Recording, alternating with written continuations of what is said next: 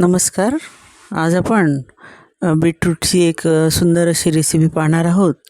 तर ती आपण नाश्त्यात बनवू शकतो किंवा जेवणातसुद्धा याचा आपण उपयोग करू शकतो.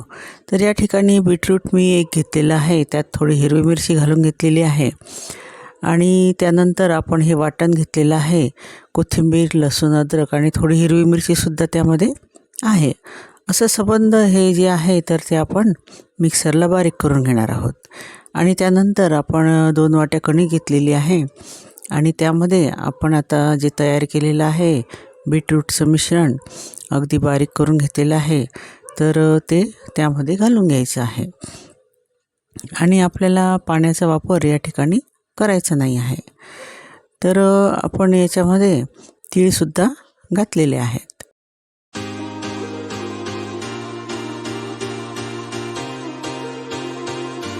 त्यानंतर मीठ घातलेलं आहे.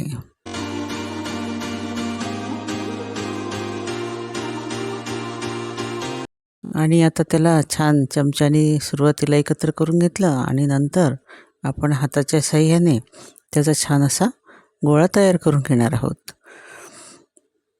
तर यात पाणी वापरायचं नाही आहे. त्यामुळे काय होईल की आपल्याला जास्तीत जास्त बीटरूटचा म्हणजे उपयोग यामध्ये केला जाईल. आणि तेवढ्या मिश्रणामध्ये छानपैकी आपला गोळा हा तयार झालेला आहे. काय सुंदर रंग आलेला आहे त्याचा. आता या ठिकाणी याचे छान असे छोटे मीडियम आपल्याला जसे पाहिजे तसे गोळे आपल्याला करून घ्यायचे आहे आणि कणकेच्या साहाय्याने आपल्याला तो गोळा लाटून घ्यायचा आहे आणि त्याच्यावर अशा पद्धतीने आपल्याला तीळ लावून घ्यायचे आहे.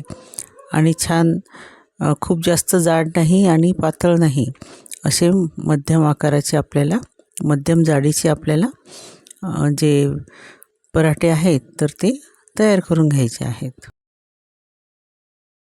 तर याच पद्धतीने आपण 2 पराठे तयार करून घेणार आहोत. मी तुम्हाला लाटून दाखवत आहे. तर याच्यावर पुन्हा आपल्याला तीळ लावायचं आहे. आतमध्ये सुद्धा आपण तीळ टाकलेले आहेत आणि त्या तिळाची चव खूपच सुंदर अशी या पराठ्यामध्ये लागते. आणि बघा, साहित्य असं काहीच नाही आहे, परंतु चवीला अतिशय उत्कृष्ट खूपच सुंदर असे हे पराठे तयार होतात. तर चवीसोबतच अतिशय पौष्टिक असे आपले हे बीटरूटचे पराठे होतात.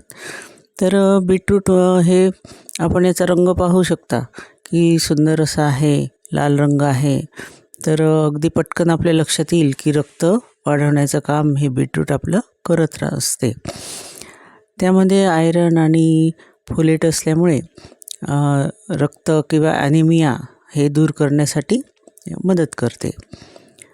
त्याचसोबत यामध्ये फायबर भरपूर प्रमाणात असते, त्यामुळे आपलं वजन कंट्रोल करण्यासाठी याची मदत होते. तसंच हार्टसाठी, रक्तवाहिन्या ह्या रुंद करण्यासाठी आणि रक्तप्रवाह वाढवण्यासाठी याचा उपयोग होतो. त्यामुळे आपली त्वचासुद्धा चमकदार बनते आणि त्याचसोबत आपल्या मेंदूला चांगला रक्तपुरवठा झाल्यामुळे आपली स्मरणशक्तीसुद्धा चांगली राहते. असे अनेक फायदे ह्या बीटरूटचे आहेत. तर याचा आहारामध्ये आपण नक्की समावेश करावा. तर आपण आता लाटून घेतलेले जे पराठे आहेत तर ते आपण तव्यावर टाकलेले आहे आणि ते छान पद्धतीने आपण शेकून घेणार आहोत. तर शेकताना अगदी अर्धा चमचा दोन्ही बाजूनी मी तेल टाकलेलं आहे आणि आपल्या पोळीप्रमाणे हे पराठे जास्त फुगत नाहीत. तर त्यामुळे त्याला थोडंसं दाबून आपल्याला छान असं शेकून घ्यायचं आहे. आणि जास्त मोठ्या गॅसवर शेकलं तर आपल्याला म्हणजे त्याला असे चट्टे पडतात.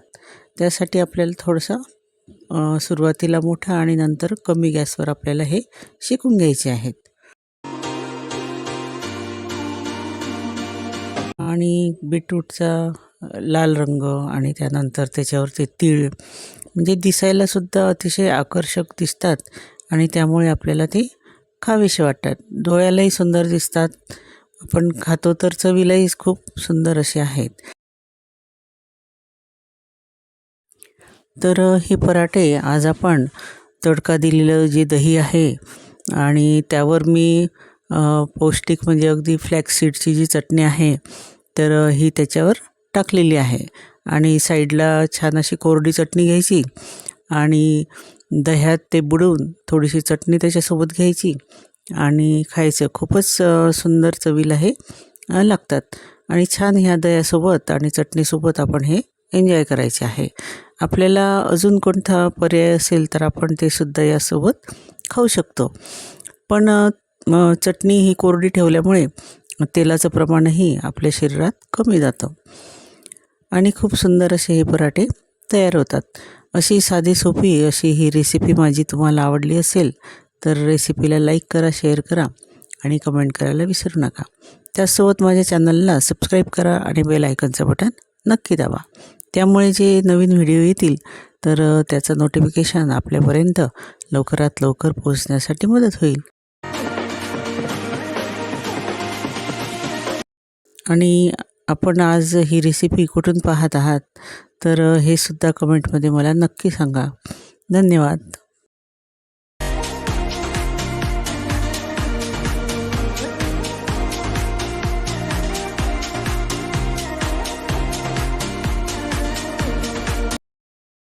ही जवसाची चटणी आपण याच्यावर भुरभुरून घेतलेली आहे आणि त्या दह्यावर सुद्धा टाकलेली आहे.